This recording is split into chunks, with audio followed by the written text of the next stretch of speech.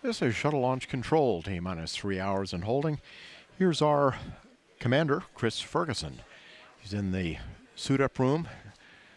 He's having a fit check of his helmet.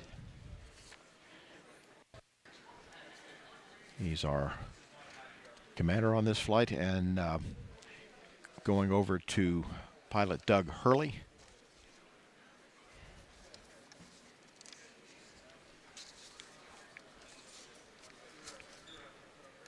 This is his second trip into space.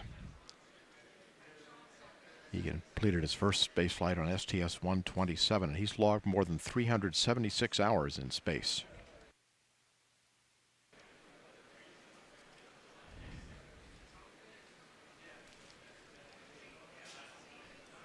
And here is Mission Specialist number 1, Sandy Magnus.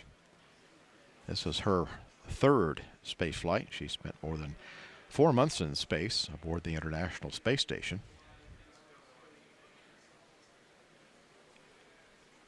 She flew on STS-112, logged 11 days in space, and then 4.5 months after being on board the space station as a member of the Expedition 18 crew. This is Rex Walheim. He's our Mission Specialist number 2. He's making his third space flight. He's spent more than 24 days in space on STS-110 and STS-122, and he's had 5 spacewalks totaling more than 36 hours. And he's served very effectively as the chief of the EVA branch.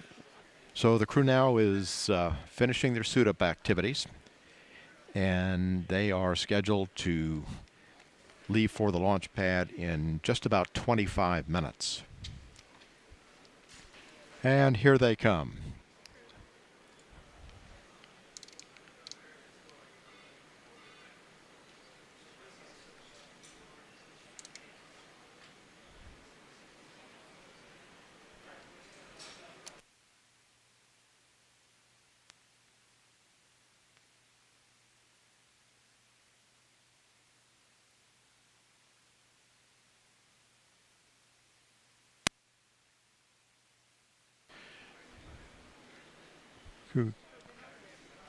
Crew going down the elevator, where they'll be greeted by employees from Kennedy Space Center and members of the news media.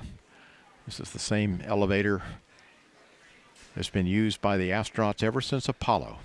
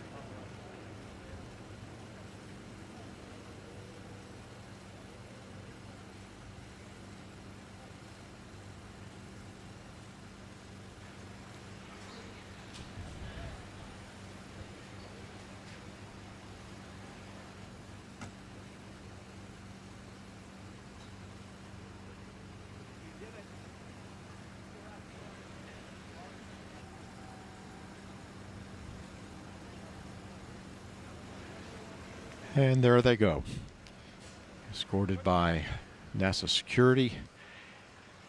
Also be a helicopter flying overhead.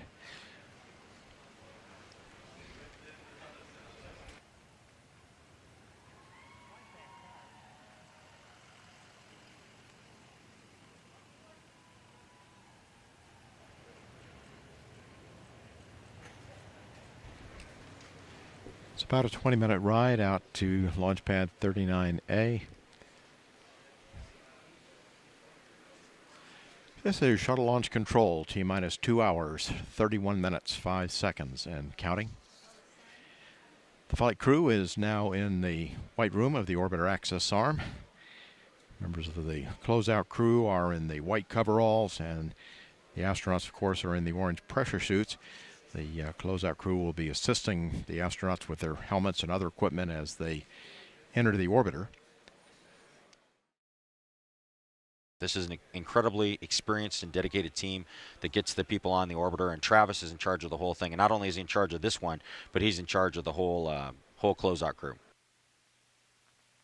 We can see here Chris Ferguson getting put into his seat, and the folks that are helping him get into his seat there are the number 2. If you can see the number 2 on him is Randy Brezhnik. He's actually a Marine Corps colonel. He's one of our astronauts. You can see him in the one screen. And Randy is actually getting on there to help out with the communications checks and all those kind of things. But the guy running the operation is Drew Billingsley, who's number 3. And you can see him kind of climbing all over there.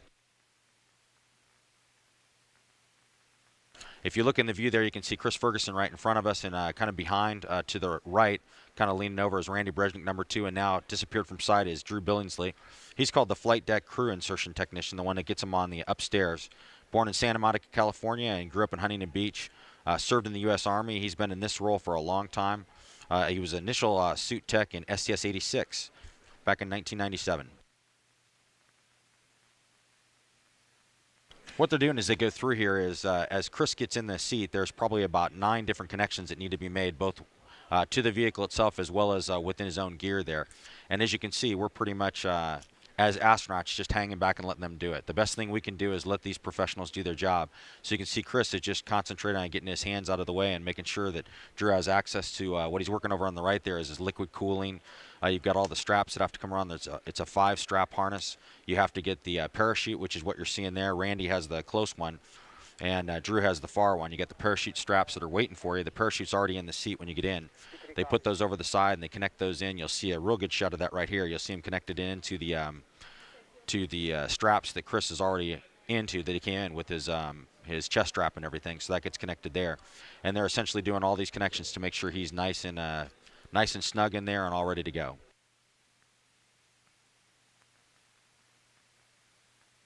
So you talk about the 2 guys in there. Drew is this will be his 11th mission. I'm trying to remember Randy. And this is Randy's first one as the number 2. So this is the first time he's actually inside the vehicle doing this setup here. So I'm sure he's having a lot of fun. And this looks like Doug Hurley. Yes, it'd be Doug Hurley going in, Marine Colonel. He is flying as a pilot on this flight. This is his 2nd flight. Flew a few years ago on 127. And he's being helped there. You can see the guys out in the white room. They get everybody ready to go. Number 4 there is Renee Arians. He's another longtime member. And by the way, all the guys that we've talked about so far are USA employees, other than Randy Brezhnik, of course, who's the astronaut. But Renee has been with the United Space Alliance for a long time. 27 years in the space program. He's been for 40 launches. And he's just doing a great job for us. He's been the OVCC. He's actually had Travis Thompson's job. Travis is number 1. There's only about 3 or 4 people that are qualified to do that job at any one time, and Renee is another one, but in this flight he's actually filling the number 4 role. And so he does a great job with it. He's going to be the hatch technician when they close the hatch and take care of all that stuff. Now you mentioned Randy Brezhnik. He's the ASP, right? Astronaut Support Person. Yep, it's called Astronaut Support Person, yeah. When does he get on board? He gets on fairly early, doesn't he? He does. He comes out and gets everything prepared inside the crew cockpit before the crew gets out there and makes sure that all their gear is in place. There's a lot of things they don't bring with them. They don't carry out with them that we take out for them. And I did this job quite a while ago, and there's a lot of things you take out there, get ready. You essentially triple check the cockpit to make sure everything's in place. You can see Drew there working with Chris Fergie's communication gear. That's the white line that's coming down. It's actually from the back of the helmet that connects into the system, but that's the line that communication comes through. So you see that wraps around a couple times. And the black piece of gear we call the hot dog there, that's the quick disconnect.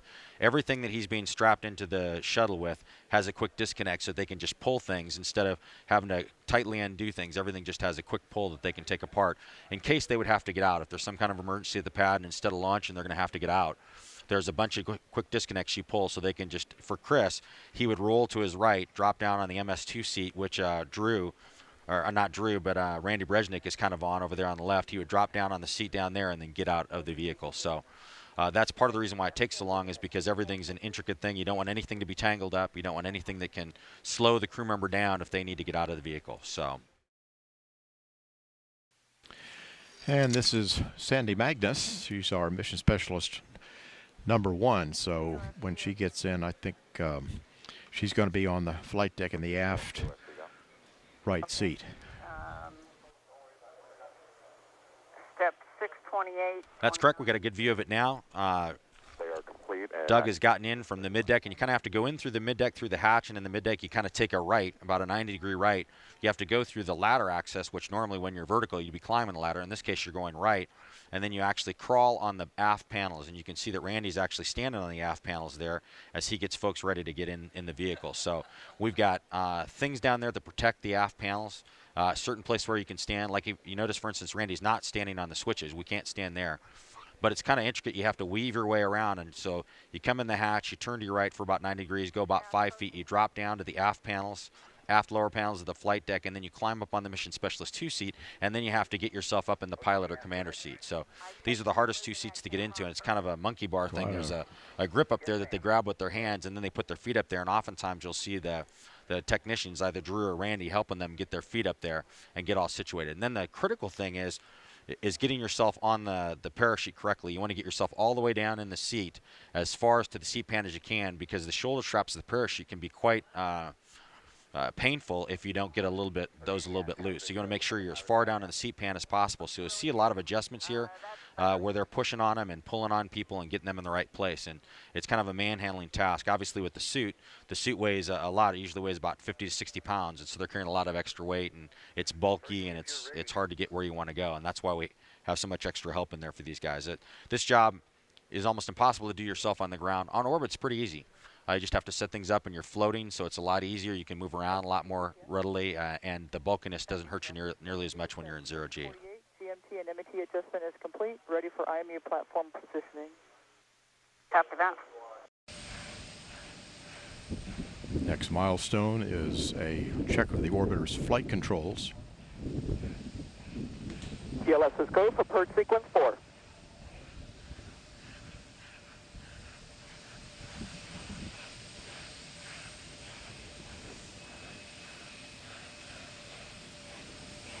And there will be a steering check of Atlantis's 3 main engines.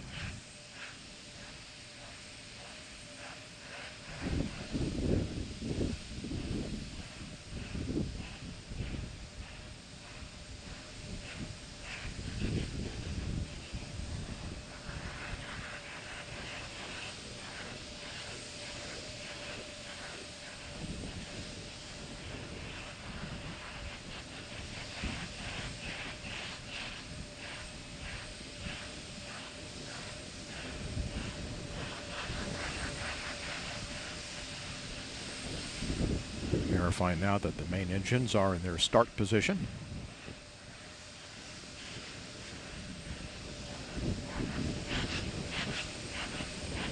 TLS is go for ET LO2 pressurization.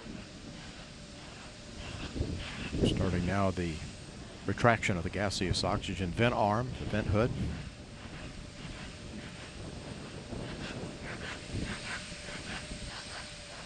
TLT OTC, clear caution warning memory. Verify no unexpected errors. Fuel cells going to internal.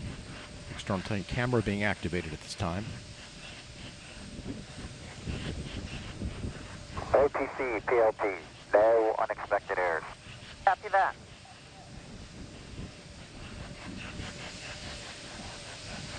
Flight crew OTC, close and lock your visors and initiate O2 flow.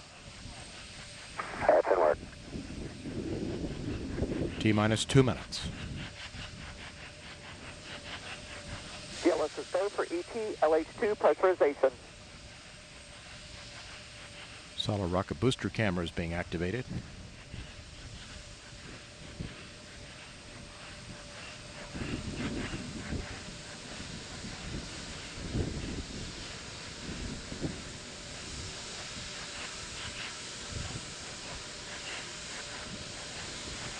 T-minus 30 seconds.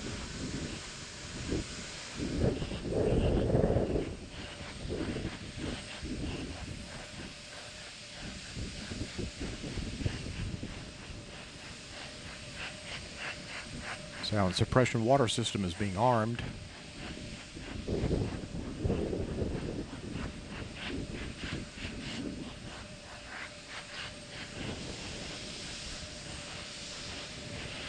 T-minus 1 minute.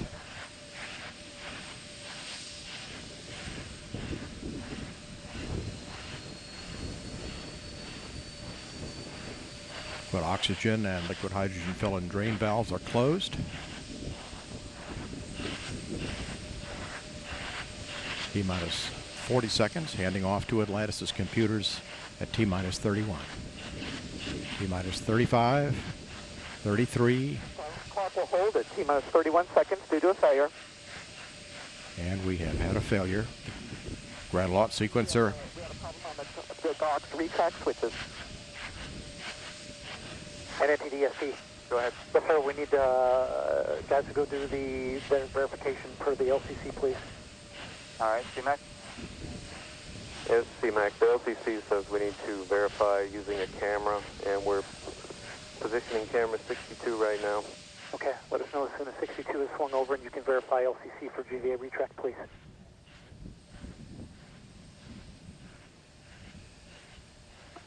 And all personnel, we're holding here at 31 seconds while we get a verification that the GVA has fully retracted per our pre-plan. This is C-Mac. We verify retracted. Okay, and you can verify that it is fully retracted per the instructions that we've been that we developed, correct? That's correct. All right, and SPE? And SPE concurs. They satisfy the requirements of GSC 13 pre-plan contingency. I am go. Okay, I copy. And launch director? Yes, sir. I heard all that and concur. Press on. All right, very good. NTDSP. Yes, sir. Yes, sir. I need concurrence to GLS and mass to clear the hold, please. Very good. And GLS, you have concurrence? Go. Copy that. It's in work. Thank you. Let us know when that's complete.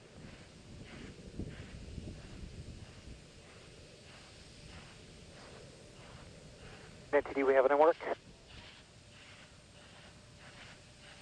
All right, guidance.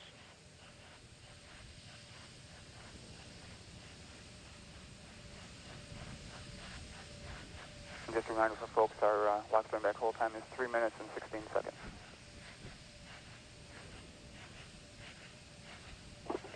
NTD, CTLS on 212. We're ready to go. All right, very good. And launch director, with that cleanup, we're going to go ahead and proceed. Yes, sir. Please do. All right, and all personnel, we are going to pick up the clock here momentarily. And GLS, you can resume the clock on your mark. Copy that. Countdown clock will resume on my mark. 3, 2, 1, mark. T-minus Go for auto sequence start. handoff to Atlantis' computers has occurred. Solid rocket booster nozzle steering check and work. 20. Firing chain is armed. 15. Go for main engine start. T-minus 10, 9, 8, 7, 6, 5. All three engines up and burning. 2, 1, 0, and liftoff. The final liftoff of Atlantis on the shoulders of the space shuttle. America will continue the dream.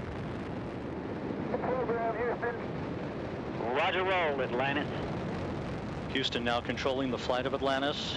The space shuttle spreads its wings one final time for the start of a sentimental journey into history.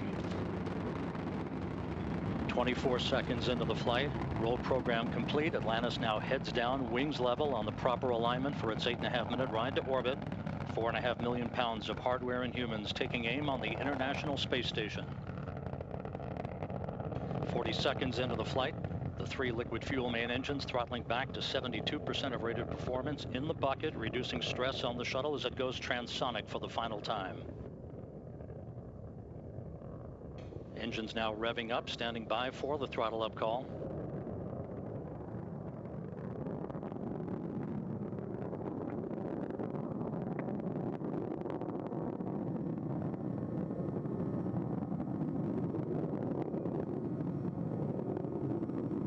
Atlantis, go at throttle up, no action, DPDT. Go with throttle up, no action on DPDT. That call from Capcom Barry Wilmore, a transducer, instrumentation only, no action required.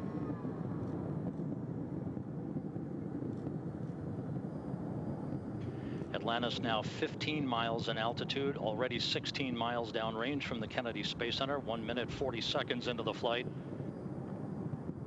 Atlantis flexing its muscles one final time. Atlantis traveling almost 2,600 miles an hour, 21 miles in altitude, 24 miles downrange. Standing by for solid rocket booster separation.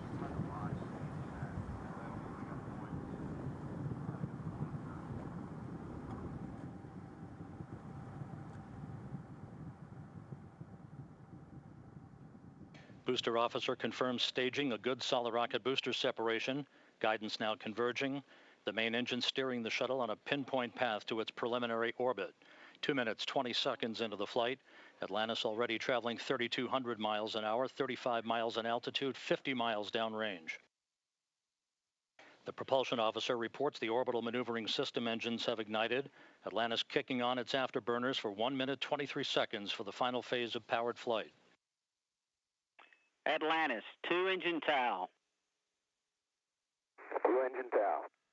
That call from Capcom. Single pane day, so in the event of contingency, you're in plane plus 230 on the ECAL page. No COM VIs when you're ready to copy. Okay, in plane plus 230, go ahead. Press to ATO, 10.8. Press to MECO, 14.7. Press to ATO, 10.8. Press to MECO, 14.7. That's a good read back, Atlantis. Because of the slightly late launch time, Capcom Barry Wilmore reading up to pilot Doug Hurley the updated abort boundaries for Atlantis, which is flying on the singular power of its 3 liquid fuel main engines, draining a half a ton of fuel per second from the shuttle's large fuel tank. 3.5 minutes into the flight, Atlantis traveling 4,200 miles an hour, 54 miles in altitude, already 120 miles downrange from the Kennedy Space Center. 3 good main engines, 3 good auxiliary power units, 3 good fuel cells for Atlantis.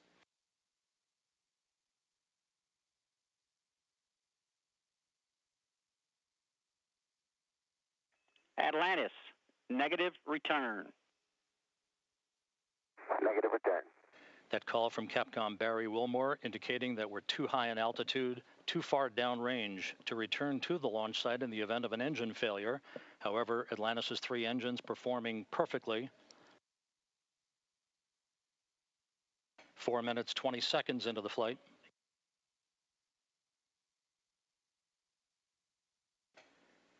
Atlantis currently traveling 5,500 miles an hour, 62 miles in altitude, almost 200 miles downrange. 4 minutes of powered flight remaining. Atlantis speeding straight as an arrow toward its date with the International Space Station Sunday morning.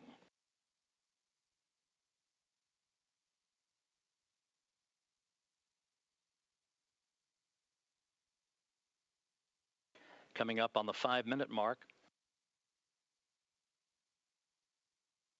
Atlantis now traveling 6,500 miles an hour, 66 miles in altitude, 250 miles downrange. Atlantis, press to ATO. Press to ATO. That call indicating we can make minimal orbital targets in the event of an engine failure. All 3 engines continue to function normally. Atlantis will begin its slow roll to a heads-up position shortly.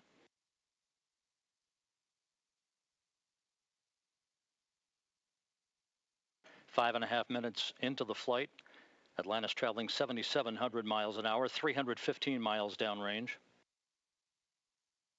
Atlantis, single engine ops 3. Single engine ops 3.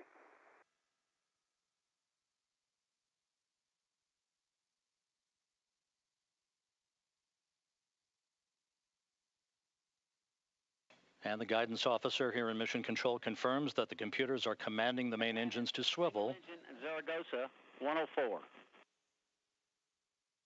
Single engine Zaragoza 104. We've rolled to a heads-up position now, providing better communications to the tracking and data relay satellite system as Atlantis heads uphill. 6 minutes, 20 seconds into the flight. Atlantis, press to MECO. Press to MECO. That call indicates that we can make our normal orbital cutoff targets in the event of an engine failure. However, all 3 main engines continue to function normally. Nominal. Fergie, go the plus X, go the pitch. Nominal shutdown plan. Go for the plus X, go for the pitch. That call indicating that we will be in good shape for the orientation of Atlantis for external tank photography following main engine cutoff. Now 7 minutes into the flight.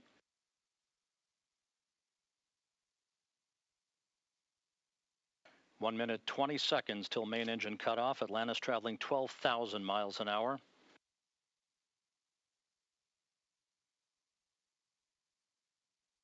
The main engines will soon be throttling down once again to limit the stress on the shuttle and its 4 crew members to that of 3 times the effective gravity. Atlantis currently traveling at a speed of more than 4 miles a second. 1 minute of powered flight remaining for Atlantis.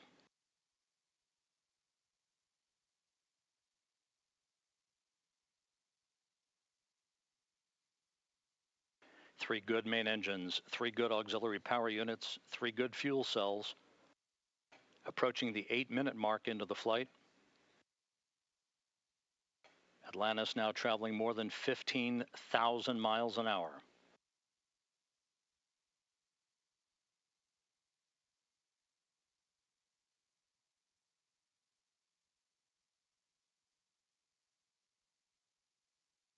Eight minutes, 15 seconds into the flight, standing by for main engine cutoff.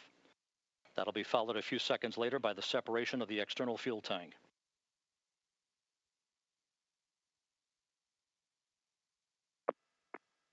Booster officer confirms main engine cutoff. For the last time, the Space Shuttle's main engines have fallen silent as the shuttle slips into the final chapter of a storied 30-year adventure. Now standing by for external tank separation.